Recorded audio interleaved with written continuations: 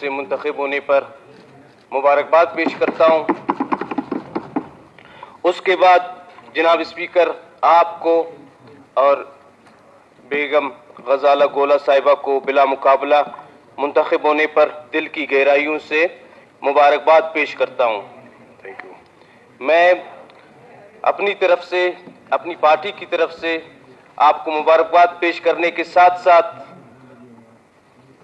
یقین دلاتا ہوں کہ جس طرح ماضی میں ہماری پارٹی ہمارے دوست اس ایوان کے ساتھ اسپیکر کے ساتھ جس طرح تعاون رہا ہے، انشاءاللہ آپ بھی ہمارے دوست رہے ہیں، ہم نے آپ کے ساتھ کام کیا ہے۔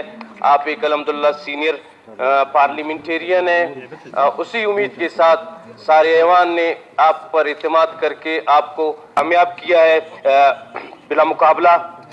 تو یہی امید رکھیں گے کہ آپ ایوان کو ساتھ لے کر جو بلوچستان کے مسائل جو اسمبلی میں صرف بحث برائے بحث نہیں ہوگی، جو بلوچستان کے حقیقی مسائل ہیں، جو ہمارے مرکزی حکومت سے ریلیٹڈ ہیں، ہمارے کئی بڑے اداروں سے ریلیٹڈ ہوتے ہیں، اس میں سارے ایوان کو، سارے ممبران کو اعتماد میں لے کر آگے جائیں گے۔ جو ماضی کے ایکسپیرینس کہ ہم ایک دوسرے پر تنقید برائے تنقید کی بجائے اگر تنقید برائے تعمیر کریں تو اس سے بلوچستان اور بلوچستان کے لوگوں کا فائدہ ہوگا۔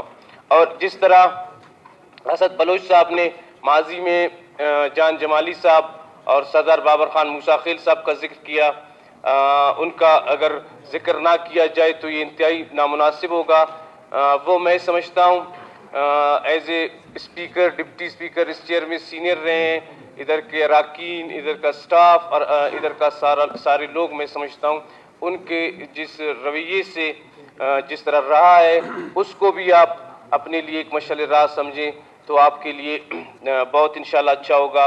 باقی ہماری دعائیں آپ کے ساتھ ہیں، ہم آپ کو انشاءاللہ ساتھ لے کر اس ایوان کی تقدس کو انشاءاللہ اوپر لے جائیں گے، اس کو خراب ہونے نہیں دیں گے۔